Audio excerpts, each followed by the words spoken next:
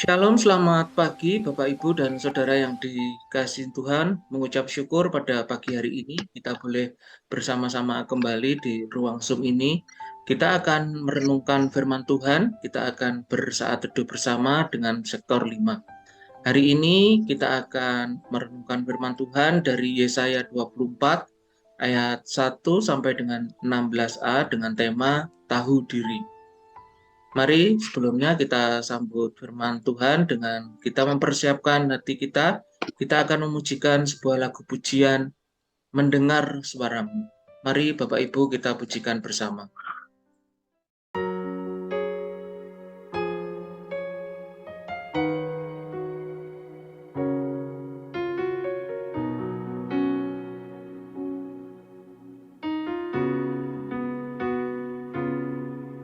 Di hadirat-Mu ku bersujud menikmati kehadiran-Mu.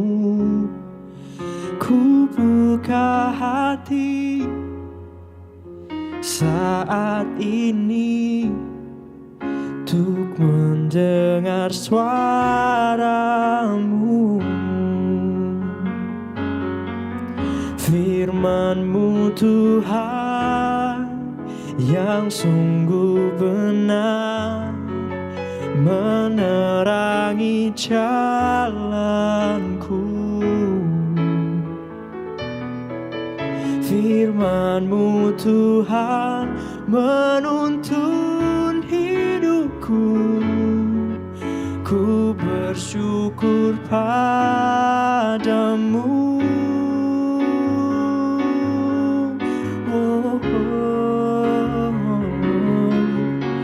Di hadirat-Mu ku bersujud menikmati kehadiran-Mu.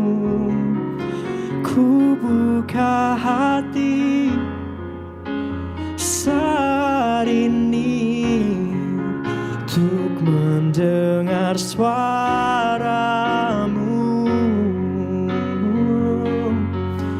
Firman-Mu Tuhan yang sungguh benar menerangi jalanku.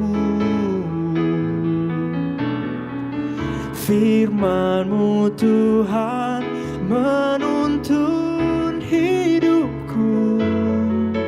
Ku bersyukur padamu.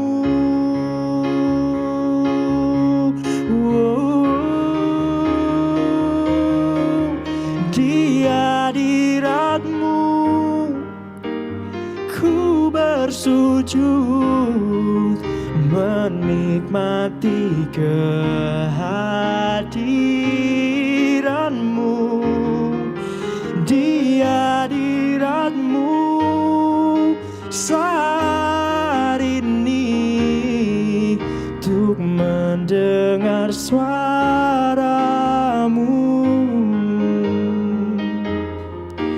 untuk mendengar firman-Mu,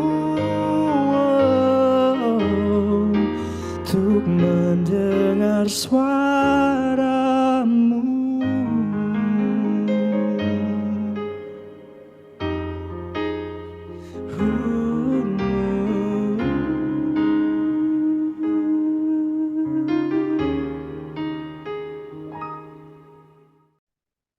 Bapak Ibu dan Saudara, saat teduh kita pada pagi hari ini, perenungannya diambil dari pedoman saat teduh 4B GKI Residen Sudirman. Hari ini hari Senin tanggal 5 Desember 2022. Demikian. Bagaimana perasaan kita apabila memiliki seorang rekan atau saudara kita yang bersikap seenaknya dan tidak tahu diri? Katakan saja kita sudah berjanji akan berjumpa di waktu yang telah disepakati. Namun rekan atau saudara kita itu tidak kunjung datang hingga lewat waktu yang telah ditentukan. ketika dia datang pun tidak menyampaikan permohonan maaf kepada kita yang telah menunggu sangat lama. Sikap tidak tahu diri akan membuat siapapun merasa kesal dan jengkel. Sikap tidak tahu diri merupakan sikap yang memperlihatkan adanya ketidaksadaran atas tindakan yang dilakukan. Sikap tidak tahu diri juga merupakan sikap tidak memperlihatkan rasa hormat dan menghargai orang lain. Sikap tidak tahu diri bangsa Yehuda tentu membuat Allah menjadi sangat murka. Umat Allah telah sering ditegur dan diingatkan oleh para nabi, namun mereka tetap hidup seenaknya dan tidak memperlihatkan sikap takut kepada Allah. Bapak dan Ibu, dari Yesaya 24 ayat 1 sampai dengan 16a kita akan merenungkannya. Sebelumnya mari kita berdoa bersama. Mari kita berdoa. Tuhan, kami mengucap syukur untuk hari yang baru pemberian-Mu. Terima kasih Tuhan, kami mengucap syukur untuk keadaan kami, untuk kesehatan kami. Kami sungguh mengucap syukur kalau sampai dengan hari ini Engkau telah berikan kami kesehatan yang baik. Mengucap syukur untuk hari-hari kami, mengucap syukur untuk kasih setia penyertaan-Mu dan perlindungan-Mu di dalam setiap kehidupan kami. Bapa, pagi hari ini kami mau menyerahkan saat teduh kami. Kau yang akan mengurapi kami, Bapa, Kau yang akan memberikan hikmat kepada kami, sehingga kami mampu mengerti untuk firman yang telah Kau sediakan bagi kami. Terima kasih Bapa, kami serahkan saat teduh kami pagi hari ini hanya di dalam tangan-Mu. Amin. Yesaya 24 ayat 1 sampai dengan 16a akan dibacakan oleh Bu Legiman. Bapak, Ibu, dan Saudara, mari kita membaca firman Tuhan dari Yesaya 24 ayat 1 sampai dengan ayat 16a. Sesungguhnya Tuhan akan menanduskan bumi dan akan menghancurkannya, akan membalikkan permukaannya, dan akan menyerakkan penduduknya. Maka seperti nasib rakyat, demikianlah nasib imam. Seperti nasib hamba laki-laki, demikianlah nasib tuannya. Seperti nasib hamba perempuan, demikianlah nasib nyonyahnya. Seperti nasib pembeli, demikianlah nasib penjual. Seperti nasib peminjam, demikianlah nasib yang meminjamkan. Seperti nasib orang yang berhutang, demikianlah nasib orang yang berpiutang. Bumi akan ditanduskan setandus-tandusnya dan akan dijarah sehabis-habisnya, sebab Tuhanlah yang mengucapkan firman ini. Bumi berkabung dan layu, ya, dunia merana dan layu, langit dan bumi merana bersama. Bumi cemar karena penduduknya, sebab mereka melanggar undang-undang, mengubah ketetapan, dan mengingkari perjanjian abadi. Sebab itu, sumpah serapah akan memakan bumi, dan penduduknya akan mendapat hukuman. Sebab itu, penduduk bumi akan hangus lenyap, dan manusia akan tinggal sedikit. Air anggur tidak menggairahkan lagi. Pohon anggur merana, dan semua orang yang bersuka hati mengeluh. Kegirangan suara rebana sudah berhenti. Keramaian orang-orang yang beria-ria sudah diam, dan kegirangan suara kecapi sudah berhenti. Tiada lagi orang minum anggur dengan bernyanyi. Arak menjadi pahit bagi orang yang meminumnya. Kota yang kacau, riuh sudah hancur. Setiap rumah sudah tertutup, tidak dapat dimasuki. Orang menjerit di jalan-jalan karena tiada anggur. Segala sukacita sudah lenyap. Kegirangan bumi sudah hilang. Yang terdapat dalam kota hanya kerusakan. pintu gerbang telah didobrak dan runtuh. Sebab beginilah akan terjadi di atas bumi, di tengah-tengah bangsa-bangsa, yaitu seperti pada waktu orang menjolok buah zaitun, seperti pada waktu pemetikan susulan, apabila panen buah anggur sudah berakhir. Dengan suara nyaring mereka bersorak-sorai demi kemegahan Tuhan. Mereka memetik dari sebelah barat. Sebab itu, permuliakanlah Tuhan di negeri-negeri timur. Nama Tuhan, Allah Israel, di tanah-tanah pesisir laut. Dari ujung bumi kami dengar nyanyian pujian. Hormat bagi yang maha adil.